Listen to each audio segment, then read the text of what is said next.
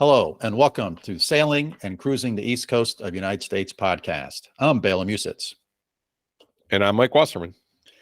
This is our podcast about sailing the East Coast of the United States. In some episodes, we'll focus on passages and destinations, and in other episodes, we'll talk about boats, equipment, and techniques. And when we come across an interesting person, we'll try to get them as a guest on the show. Before we dive into this episode, we need to say a special thank you to our supporters. Several listeners are supporting the podcast via Patreon. If you would like to join them in supporting the podcast, you can do so by going to patreon.com/sailingtheeast. Hey, thanks, Bela, and thanks to our listeners and supporters. Great to see you. You're looking very vigorous today, even though, I don't know, on a podcast, maybe people can't see you. Well, if they're watching on YouTube, but you look good and healthy. What's new? Well, hey, I got a question for you. Well, actually, what's new, we're recording this on November 9th, and we had snow last night up here in upstate New York. Not very much, but everything is white outside, at least the grass is. So, yep, the winter's on its way. The boat is out of the water and up on the hard. I'm going down this Sunday, Monday to put the final touches on it and put the cover on it. I have a big 3-piece canvas cover for the boat. And I get my son, Andy, who lives down there in Barrington, to help me put it on because it's just too big to do by myself. So that'll kind of button up the boating season. And with the snow here, skiing season should be just around the corner. Nice, Bela. Good. It's 50 degrees here in Germany today, so not bad. And there's some blue sky as I look out my window, but it's getting dark earlier and earlier here. You know, we're much farther north than you are, so the sun goes down pretty early these days. So I'll try to get on my bicycle and get home before the sun goes down. But who's our guest today, Bela? Yeah, I got a question for you, Mike. Do you know what? Answering a question with a question. That's what I don't know if that's fair. No, that I learned that from my professor mentors who taught me how to be a good teacher. Yeah. Do you know what a United States Coast Guard surfman is? No idea. Never heard of surfman. I know the Coast Guard, but not the surfman. Yeah, either did I. I just thought, I always thought the Coast Guard was a nice branch of the military, but I didn't know they had people who surfed. Well, it turns out there is a profession in the Coast Guard called a surfman. And what it is people who drive boats into really big waves. So there's like certain rivers that particularly go into oceans.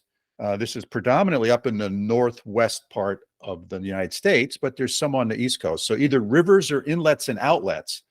And under certain conditions, because of the tide or the current that flows through there and the wind, you get huge waves.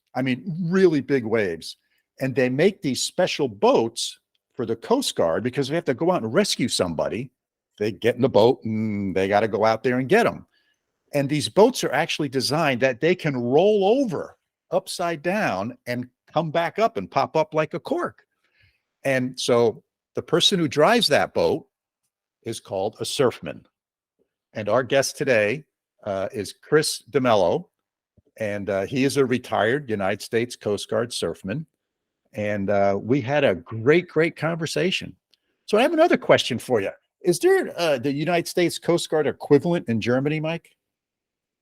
That's a good question, Bela. So as far as I know, well, let me start here. We don't have a lot of coastline. I think Germany has about 450 miles of ocean coastline, and our country is about as big as the state of Montana, if you can imagine that. That's how big Germany is in terms of land. But we have 80 million people, so we have like a quarter of the population of the entire U.S. shoved into Montana. That's Germany. Okay. Yeah. And only about 450 miles of coastline, which I imagine is kind of what Louisiana has along the Gulf of Mexico down there. So we have a small ocean coast. So we have the Baltic. There's Denmark is kind of jutting out of the middle of the northern coast of Germany, and then you've got the Baltic on one side and the North Sea on the other. So we have some coastline on either side of Denmark, east to the east and to the west. And so there's a small coast, and there is, as far as I know, there is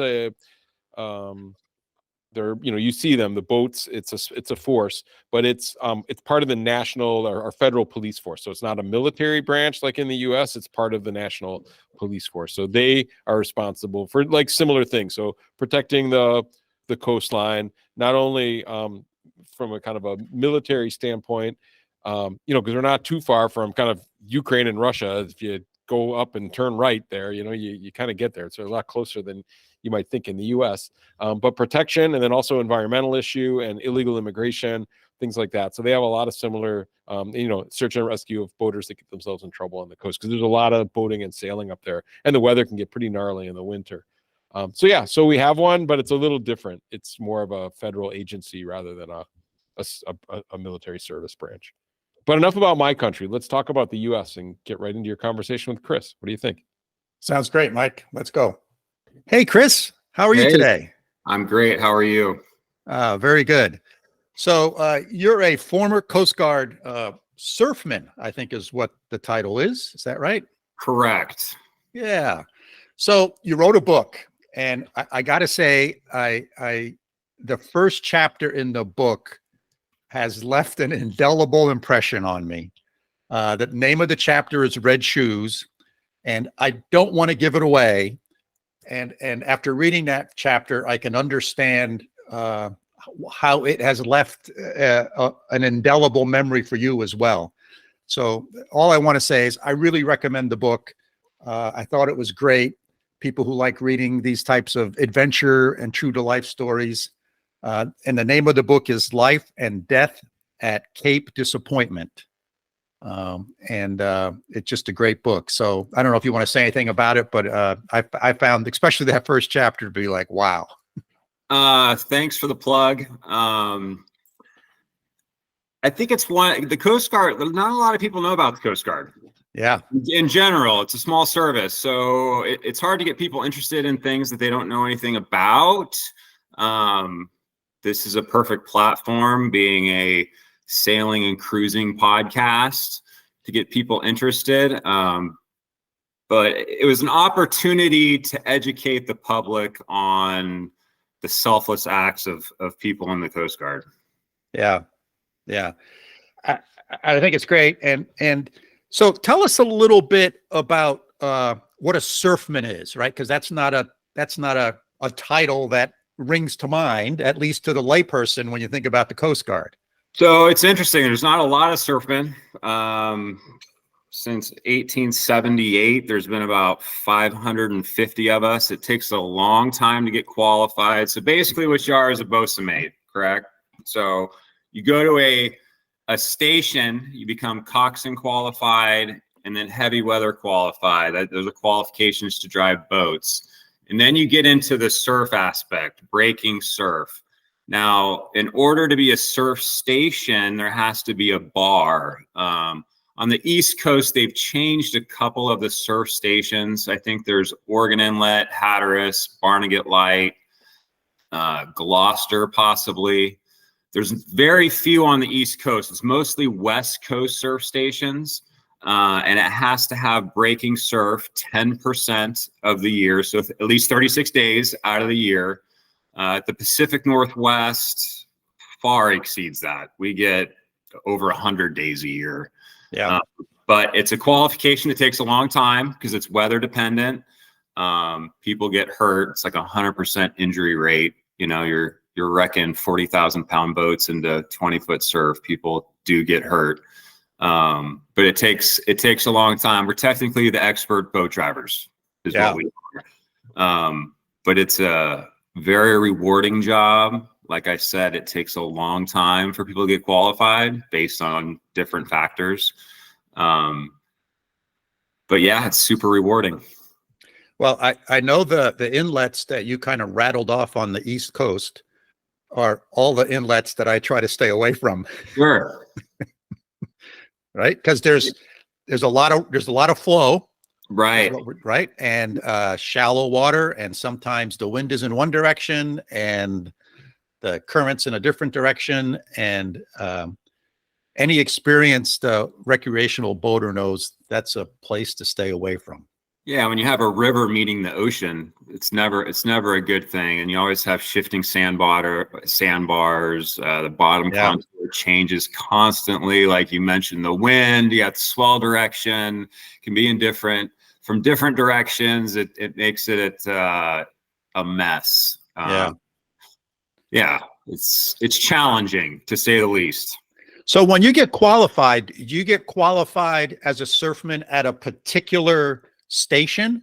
So you go to a surf station. The qualification process really starts when you get there. Not even being on the boat, you got to have a level head. It's really about good decision making. Once you get qualified at a unit, nowadays they like to keep you an extra couple years at that particular unit because it took so long to get qualified. And a lot of times then you'll go to another surf unit, and then you recertify there. It's not the same process. It's basically a check ride and an oral board to make sure you know the basis. And really the area of responsibility is the main key when you recertify. But when you get qualified, you I don't want to say you get stuck, but a lot of people stay in the community because there's just not very many of them. Yeah. Yeah. And so what does the average time it take to qualify as a surfman? When I was doing it, I think it was 4 to 5 years. Wow. Yeah. There's a lot of different factors. How many qualified surfmen you have at the unit to do training, the maintenance on the boats, because those boats take a beating. So doing training is tough on the boats. And then the weather factor. I was never on the East Coast, so I know it gets nasty, but I don't know how much surf compared to the West Coast it gets.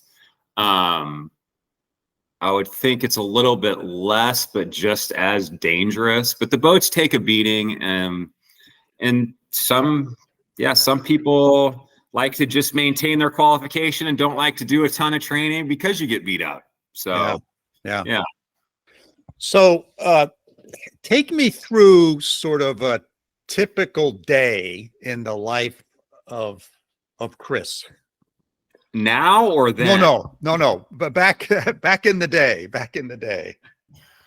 Well, so most of the book is based off Cape Disappointment, and that was the time of my life. We were really busy there. Times have changed. Better construction of boats, fuel prices, restrictions on fisheries. The list goes on and on. So it's changed a lot, but it used to be a lot busier. In the summertime, we would have a big salmon run all the time, and we would get hundreds and hundreds of recreational boaters out there. And we would run, get up in the morning. As soon as the sun came up, we were out, or even before that. People breaking down, people getting lost in the fog. We would run 20 to 30 cases a weekend, which was fun. The wintertime is much slower. It's more commercial based, commercial fisheries. But that's when it's rough. That's their livelihood. It doesn't matter what the conditions are. That's what they do for a living. So a lot of times, I don't want to say it was sitting around waiting, but you were waiting. It's like a fire department. Sure. Right. In some seasons we're busier than others. And we would get cases that would last anywhere from 2 hours in 8-foot seas to 24 hours in 20-foot seas or surf. Most of those guys are pretty bright. They know what they're doing. They know the risks. So the biggest issue we had back then with the recreational boater is they wouldn't put their boat in the water in all winter long, and they would throw it in the summertime and not do any of their safety checks or anything like that, and go out and want to fish. People want to catch fish. So those are the biggest problems we ran into. Yeah. Now, let's say you get a call. Is your basic mission to go out there and protect life and make sure no one, gets injured or dies? Search and rescue, correct. Yeah. Life, then property. Property is not that important, but life, then property. We do our best to save property, but life is the most important thing for sure. Yeah. Yeah. And do you coordinate? Are there other assets that get deployed besides the rescue? What's the proper name for the boat? Motor life boats. We have safe boats. You call them rescue boats. Okay. Yeah. We have different types and sizes. Now there's a 29-foot, it's called a utility boat. It goes pretty fast, about 35 knots. And then we have the 47s, the surf boats. They go about 30 knots. I'm sorry, go back to the question again. Yeah. So are there other assets that get deployed, or are you guys on your own? So we're basically, we're on our own. We always have at least 2 boat crews, 2 full boat crews, ready to go at any time. If it's a major catastrophe or emergency, we also have an air station that's 20 minutes away, right across the river. All stations have an air station located fairly close to them. So if there's multiple people on the water, or it's way offshore where it's going to take us a long time to get there, the air station will respond. Everybody coordinates. Like I said, life is the most important thing, and seconds count in the water, especially in cold water and turbulent seas. So we coordinate well with others. And there's a lot of volunteer firefighters that have jet skis that, hit their, they got scanners at home. So we work with everybody. Got it. Got it. Now let's go back. What sort of made you decide to get into the Coast Guard? So I grew up in Santa Cruz, California. I surfed my whole life. I was in the ocean my entire life. I was a water polo player. I went to college, played a year of water polo. Didn't really like college too much, and never really thought about the Coast Guard at the time.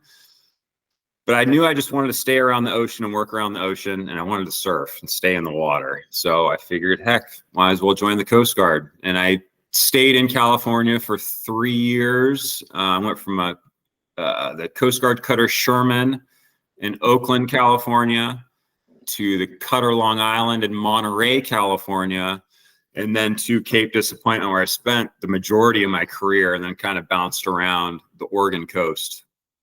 Got it. Yeah. But once I got in, I loved it. You know, it was the right decision for me. And how many years were you in for? 22. Oh, wow. Okay. Yeah. So quite a career. Yeah. 22. And I retired, what year is it? So I retired about 7 years ago. So it's been a while. I'm a little out of touch with certain things, but it's been a while. Yeah. And what does a person who was a surfman do after they leave the service? They recover. It depends. Most guys that stay in the surf community do 30 years. There's not a lot of people do a lot of CETO type stuff. US, they get into commercial, they get their commercial licenses, do stuff like that. There's not a lot of civilian jobs that relate to surfmen. Yeah. We do also do law enforcement. That's part of our job. I like the search and rescue aspect more than the law enforcement aspects. Yeah. There's not a lot of civilian jobs that relate to, doesn't make for a good resume. Nope. Yeah. Yeah. Cool.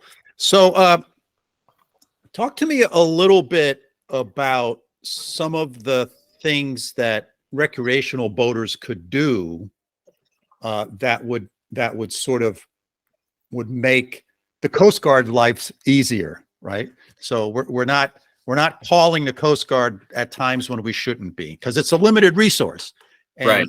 And I know. So I'm in Narragansett Bay up in near Rhode Island, Long Island Sound, and on a nice weekend, man, the radio is just constantly going. And I'm surprised how many people are broken down and need a tow. And it's overwhelming to me, so. Right.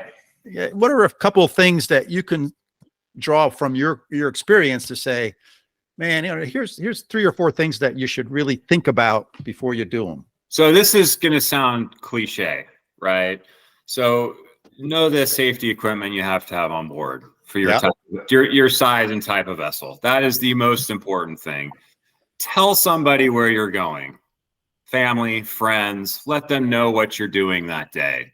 Know the weather forecast. But the safety equipment, life jacket, throwable, flares, sound producing device, radio, all the electronics, and do an inspection before you put your boat in the water. When it comes to calling the Coast Guard, there's never really a wrong time. We could switch channels and get off the emergency channel at 1622. We could switch channels and answer any questions. One thing we did not have on the West Coast was, which you guys probably do have, is Towboat US or Sea Tow. Yeah, we didn't have that. It couldn't get insured out there, so it was tough. So it was only us. If you're an avid water person and you use the ocean as your recreation, I would suggest getting one of those. And if you got experience, the difference between just being broke down in an emergency. But have your safety equipment, know the weather, let somebody know where you're going at all times. Yeah. I actually have the Coast Guard app on my phone, and you can do a float plan in that. Yes. Right. Which is basically telling people where you're going and when you expect to be back, and description of the boat and all that kind of stuff. It's super important. Yeah. And those are all the questions they ask you when you call the Coast Guard. Right. Or particularly if you're calling the Coast Guard on someone else's behalf. Right. They're going to ask you those questions. And if you go, I don't know where that's not very helpful. A lot of times we would get, in the summertime, we would see trucks. It would be a couple boat launches near the station, and through the night, no one came back to the truck. Yes. We're like, okay, so then we got to call the police, get the license plate and go through the whole process, find out whose vehicle it is, get a hold of them. Then they would call and say, yeah, they were supposed to be back at 5 o'clock. Well, it's midnight, and then it becomes a full blown, search and rescue case. Where did they go? The ocean's a big place. The needle in a haystack. Right. So, yeah, I think one of the challenges is that with the communication devices we have, the electronics we have, we get very lackadaisical and totally underestimate the amount of trouble you can get into and how quickly things can turn to crap. Even on a nice day, even on a nice day. Yes. And we just assume that everything's going to be okay. And the other thing I think that a lot of boaters assume is that, well, the Coast Guard's going to come get me. Well, that may or may not be true. They may be busy with something else. So that can't be your plan to say that, when something goes wrong, I'm going to call the Coast Guard. No. And it takes time too. Yeah. It takes time to respond and get out there. And people are going to be mad at me for saying this. It doesn't matter how much experience you have, how good in the water you think you are. The ocean is a dangerous place. Yeah. It is unforgiving. It doesn't care who you are. It doesn't care what kind of experience you have. Anything could go wrong at any time. Yes, we're there, but it's just like anything else. It doesn't, you're 10 miles offshore. We're not going to be there in 2 minutes. It takes time to respond. If there's somebody broken down, we're going to go tow them, and then there's a capsized boat. We're going to go to the capsized boat before we're going to go to the, it's kind of triage type thing. Right. But it takes time. And as up there in the wintertime too, it's cold. You don't last very long in the water. So that's right. Yeah. Anything can go wrong at any time. Yeah. And like you said, here on the East Coast, we have Sea Tow and various different commercial towing operations. So at least what I hear on the radio, almost every time, if you're broken down and you call the Coast Guard's going to connect you to CETO, and CETO's the one that's going to come and, they ask you, is there any life in danger? Are you sinking? They ask you those protect life questions. And if the answer to those is no, you're going to be waiting for CETO. Yeah. We're not supposed to interfere with commercial enterprise, Right. So, Which is great. Yeah. And that works just fine. It works really good. And here on the East Coast, like a policy with CETO or one of those services is like less than $200 a year. Right. I mean, that's like, the price of the boat is like, you spend that much on fuel, right? Take advantage of it. Yeah. There's another thing that I forgot to mention too, is the Coast Guard does courtesy inspections. I don't know. Yes. So it's much easier to call your local Coast Guard station and get a courtesy inspection and either meet them at the dock or bring your boat near the station. It is a very relaxed inspection. There's no guns, none of that stuff. It's just checking all of your safety equipment. And if you need something, they'll give you a list, hey, go get this, come back, and they'll give you what's called a 4100 form. If you're all good, you have that copy. So you got some kind of peace of mind that you have all your stuff. Now, if you do a boarding, a post search and rescue boarding, it's a little more intense. We're going to go through and find out what's wrong, what you did wrong, what you didn't have. But I would strongly consider the courtesy inspections. Much more relaxed, and there's more time to educate people too. Yeah, that's a great tip, because at our marina, I think the Coast Guard Auxiliary comes and does those at our marina like every other year. Yeah, and it's free, right? You sign up for it, and I had it done, and like you said, it's very relaxed. It's not intimidating. No, it's they're there to help you and help educate you. Yes, and answer questions, and it was great. It was really great. Yeah, we're there to protect people. It's not fun. Doing search and rescue is fun, but when the bad things happen, it's not fun for anybody, and there are times when things are unpreventable. Things happen, but a lot of times it's preventable. So, yeah. So, what are let's say someone's listening to this and they say, man, Chris really got me inspired. I want to go be a surfman. What sort of qualifications do I need to have in order to sort of go down that path? Well, join the Coast Guard. Once you graduate boot camp, you have to be a BM, boatmate, right? So now, when I was in, you didn't go to school to do that. So what's a bosun's mate mean? You drive boats. You do. So if you're on a ship, you're in charge of like deck type stuff, cranes, boats, all seamanship involved type stuff. From there, it depends what the Coast Guard needs at the time, but you need to go to a surf station. I'll go back. So now you go to school to do that. Before you would strike the rate. It was on the job training. Mm-hmm. Now it's school. And you can request, can't quote me on this because things have changed since I retired, but you can request to go to a surf station. And once you get to that surf station, they'll start trying to qualify you. And if you got it, you got it. If you don't, you don't. One thing that people shy away from in the surf community is they're very small units and small communities on the coast, small towns. Some people like it and some people don't. But we're always looking for people. I mean, we've been short surfmen's forever. I mean, say Station Cape Disappointment, I think they're required to have now, I think 8 to 10 surfmen. There might be 5 or 6. A smaller unit that's required to have 6 might have 3. I went to a unit, Siuslaw River in 2005, where it was me and this other guy. So I was on call 24 hours a day, for 2 years. So we never got a break, because you have to have 2 boats in order to do any type of surf. So training and or cases, you need to have a backup boat. So they're always looking for people. The Coast Guard in general is looking for people. Yeah. Yeah. Well, it sounds like you had a great, wonderful career there. I loved it. It's the best time of my life. I loved it. It was awesome. Yeah.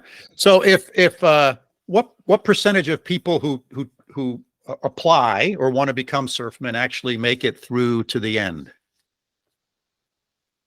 Back then it was less than 10%.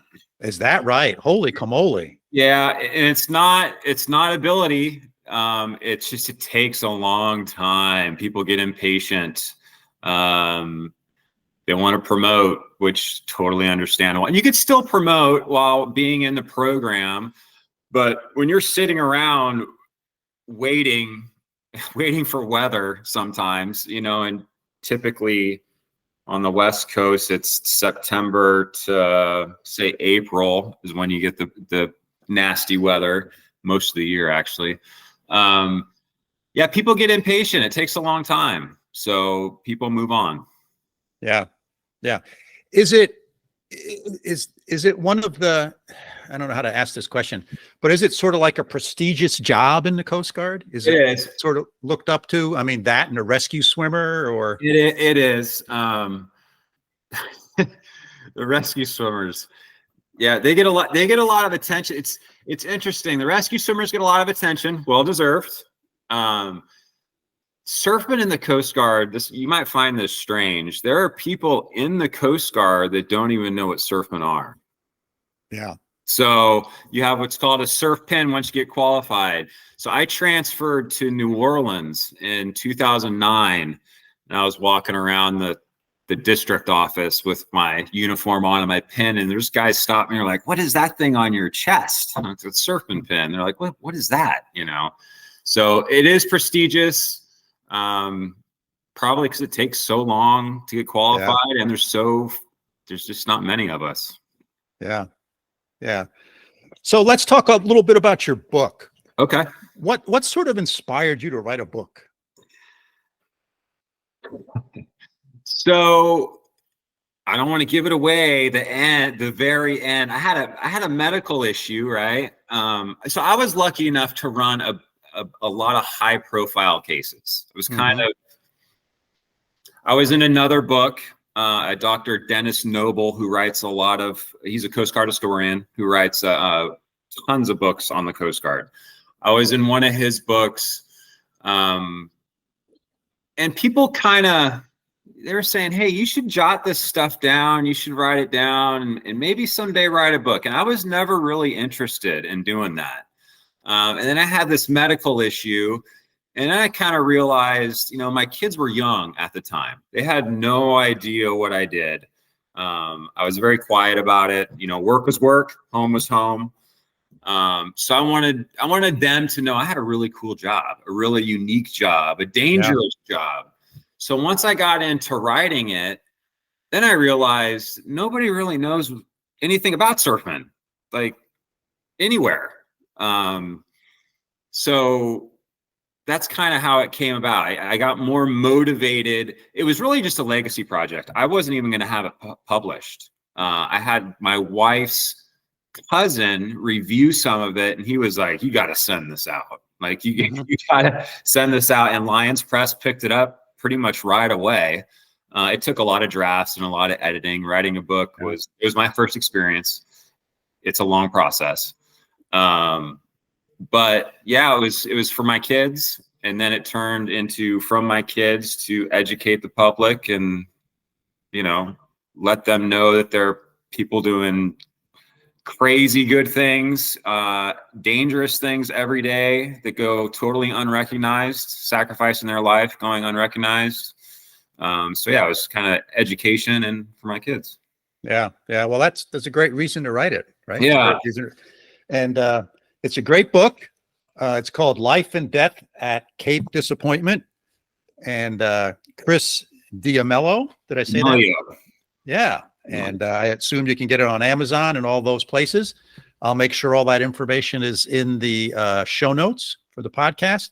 So, Chris, is there anything that we haven't talked about that you'd like to share with the audience? No, if you're interested in the Coast Guard, this is a great book. There's other books out there, maybe not like this one. If you're young and eager, join the Coast Guard. We're always looking for people, looking for good people. Other than that, no, I appreciate the time. Yeah, well, thank you very much, Chris. It was really a pleasure chatting with you. I really enjoyed our conversation. Me too. Thank you. All right. Well, Bela, once again, I like to prove the point, and I don't know what it says about me, but I learn something each and every day. And today I learned about a dozen things. So yeah, I had no idea about what a surfman was. And boy, I learned a lot, not only about the surfman, but about the Coast Guard too. But so Bela, this was a real eye opener for me. And I'm not much of a boater, but so maybe, I'll leave it to you. What were your big takeaways from your conversation with Chris? One of the takeaways for me was it reminded me of the appreciation all boaters should have for United States Coast Guard, because they are really sort of the unsung heroes of when you get in trouble, they're the ones that are going to come get you.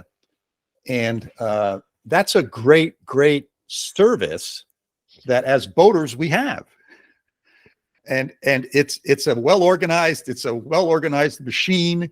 It runs well, it's efficient, they're really highly skilled, they know what they're doing. And so it just kind of gave me that extra appreciation for the United States Coast Guard.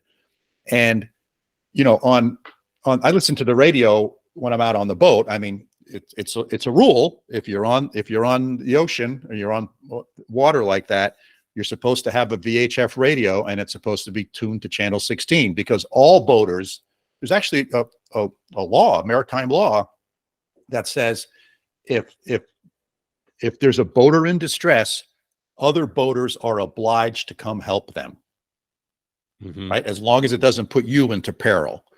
So, that's part of, and I think that's part of that boating community, right? We help each other at the dock. we help each other. We catch lines when someone's coming into the dock, so their boat comes in nice and smooth, and we help them fix stuff. And out on the water, we help each other as well. But you monitor the radio, and there's a lot of calls to the Coast Guard on a busy Saturday or Sunday out on Long Island Sound and Block Island Sound and Narragansett Bay. I'm surprised at the number of boaters out there that need help of some sort. Most of these are not life-threatening. It's like, I ran aground, or my motor won't start, or something like that. But, the Coast Guard is predominantly there to save lives, not to save your boat from sinking. There's other organizations, particularly on the East Coast, that do that to help tow you back to port or harbor if you get into trouble. But man, the Coast Guard just does great. And, you often hear them on the radio talking to some commercial fisherman who's got a crew member that's been hurt, and the crew member needs to be evacuated. So the Coast Guard's fundamentally the ambulance service. Right. It's like at home, I dial 911, and in 5 minutes, an ambulance shows up and it'll take me to the hospital. Well, if I'm 30 miles offshore, the Coast Guard's going to come out, probably with a helicopter, and, they'll do an assessment before they launch the helicopter. Is it really life-threatening? And if it is, man, they'll come get you. That's remarkable. If you think about it, it's freaking remarkable. And so my hat's off to them. So that was one thing that I sort of garnered from my conversation with Chris, is a real appreciation for what the Coast Guard does. Yeah, that's cool. I mean, and that I guess I echo that, and more about this stuff than I do, but this kind of reformulated my mental models about the Coast Guard. And I thought what was cool was that they're here to help you stay out of trouble, or the most important element is they're trying to help you stay out of trouble in the first place. That they'd much rather help you figure out how to do things the right way, make sure you have the right safety equipment, than come get you when you screw something up, right? So I thought that was really interesting how they have like accident prevention programs and inspections and all of this stuff. I guess the idea is that if they can prevent some of the things that are preventable, that gives them more resources and time to help when, as kind of Chris put it, sometimes, accidents just happen, and there's things that, even if you're the most prepared in the world, you can't prepare for some things. It's just bad things happen. But I really thought about it. It's like their goal is to minimize the amount of preventable accidents so that they can be prepared to help you when you really need it. So that was interesting to me. Yeah. I don't know. What's your take on this? Yeah, I agree, Mike. There's regulations about certain safety equipment you have to have on the boat. I have to have a life preserver for every person on boat. I have to have some flares and signaling devices. It's a pretty short list, actually. I have to have a communication device and there's some distress flags. But the list is pretty short. I have a whole bunch of other stuff that's sort of optional, but I have there in case my boat breaks down or I run aground or I need some help in some way. But I think the other thing that oftentimes I go back to this, mariners are sort of responsible for each other and helping each other. I have a first aid kit that has some pretty serious stuff in it. I got a pump. I got some other stuff. And I have those not only there for myself, but if someone else close by gets in trouble, I can use that stuff to help them. So I think that's the part that a lot of us don't think about. Well, I have all these life jackets for myself. I have all this safety equipment for myself. Well, oftentimes, yes, that's good to know it's for yourself, but you may be in a situation where you can help others with that equipment that you have on board. So I think that's one thing that comes out of it. And yeah, the Coast Guard does courtesy inspections. Up in our area, there's a thing called the Coast Guard Auxiliary, which are some volunteers, non-members of the Coast Guard or maybe retired members of the Coast Guard. And they will come do safety inspection on your boat. Our marina sponsors every other summer, I think they do a United States Coast Guard Auxiliary Inspection Day, where they have hamburgers and hot dogs and food. They sort of make an event out of it, and they'll come there and do an inspection for you and give you suggestions on sort of what you might be short of on your boat and you should get. The other thing is this whole notion of education. And me, I'm a little bit anal about these things. I have a checklist of a whole bunch of stuff. So like before the boat departs, I check a whole bunch of things. I make sure that, I'm not taking on any water. I make sure my bilge pumps work. I make sure my radio works. I blah, blah, blah. I go down that list. And I think that's important. And oftentimes we get lax in those things. And, for a while, when I was a young lad going to school, I worked in an airport and I worked for a small little commuter airline. And I used to read the FAA accident investigation reports kind of between flights when I didn't have a lot to do. And what was very clear in those is many of those incidents that happen on an airplane are the result of multiple things going wrong. It's a bad decision here, which led to something happening here, and then another bad decision and blah, blah, blah. And the same thing is true I think in boating. It's oftentimes a cascade of bad decisions and events happening. And that's where I think education and preparedness really, really matters. So that's sort of the things that I focus on. The other quick thing I'll say is hopefully most listeners who are boaters know this, but there's 3 types of calls that you'll hear on the radio. One is you'll hear somebody go, "Securite, securite," and then they'll say something. And that's sort of hey, listen, I'm going to say something that's important to all people to listen to.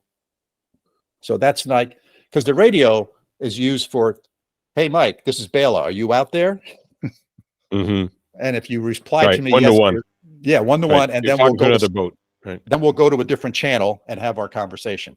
Right. So one is just for hailing your friends and buddies and someone else. The other one is like a security call. And that's like, I often hear it on Narragansett Bay, like when there's a big freighter coming down the channel and he'll go, "Hey, security, this is the freighter, blah, blah, blah. I'm rounding this light and heading down the channel outbound, to the Atlantic." And that's just basically let people know, hey, there's this really big boat coming down. Yeah. Coming around the corner, right? Coming around the corner, right? So that's sort of one important. And there might be security, hey, there's a floating telephone pole at approximately this location in the bay. Right? Sure. So Keep an eye open for it. Yeah, Yep. keep an eye open. So Right. that's sort of a broadcast. Hey, everybody should listen to this. Listen to this. Then another one is called pan pan. So pan pan is we're in trouble. We need some help, but Okay. it's not a life threatening situation, right? I've pan. I've run aground. I'm not taking on water. The boat's not sinking. Everybody's safe, but I need some assistance. So that's sort of another one. Why? What's pan pan mean? Why pick pan pan? I should know the answer to that, Mike, but I don't. I'm sure it has some historical purpose or origins. Yeah. And then there's the one that everyone knows about. It's SOS, right? Mm-hmm. Which it's from the French word meaning panne, which means failure or breakdown. Pan pan most often refers to a mechanical failure or a breakdown of some kind. It's not a mayday, right? As you said. Right. So then there's Mayday or SOS, properly Mayday, which says, hey, I'm sinking. I got 5 people on board. We're putting our life jackets on and we're jumping into the water. So yeah, but sécurité and pan pan are French. I didn't realize you sailors were so cultured and use these French words. Ooh la la. There you go. There you go. Learn something every day. That's what I tell you. I don't know if that's a sign of how dumb I am or the fact that, I just hang out with people smarter than me. Yeah. So anyway, those are just, sorry, little bit there, little education there on the 3 different types of radio calls and what they mean and the level of importance. And it's something that everybody should know. So point being is if one of those more minor things happen to you, you should not be calling a mayday. Right. And I've listened to the Coast Guard. Yeah. I've listened to the Coast Guard, like when you call, hey, mayday, mayday. And I listen to the Coast Guard asking questions. How many people are on board? What's your situation? Where you located? I mean, they have this list they go down. And, from that, they can make an assessment of, okay, do I need to launch a helicopter? Can I send a boat to get these guys? Can I call somebody else that's maybe close by? And lots of times you'll hear the Coast Guard saying, hey, there's a commercial fishing vessel in distress, and they'll give the GPS coordinates and they'll ask other boaters in the area, if you're close by, can you come in to assist? Right. Or just, at least if the boat sinks and you can pluck people out of the water. Pluck people out. Right. Yeah, of course. Exactly. Yeah. Exactly. So anyway, this is our Coast Guard episode, but it was good. I thought I really had a good conversation with him. I enjoyed it a lot. Yeah, I learned a lot. I totally agree. All right. Should we wrap this one up? Sounds good, Mike. All right. Well, listeners, thanks for joining us for yet another episode. We hope that you also found this conversation interesting and thought-provoking. If you have questions about what we've discussed, always feel free to get in touch with us. Our email is sailingtheeast. That's all one word at gmail.com. Hey, and if you enjoyed the podcast, hit that follow button on your podcasting app. And even better yet, write a review. That helps other people find us as well. So signing off from upstate New York, where there's a little bit of snow on the ground. See you all soon. All right. And from over here in Münster, Germany, auf Wiedersehen.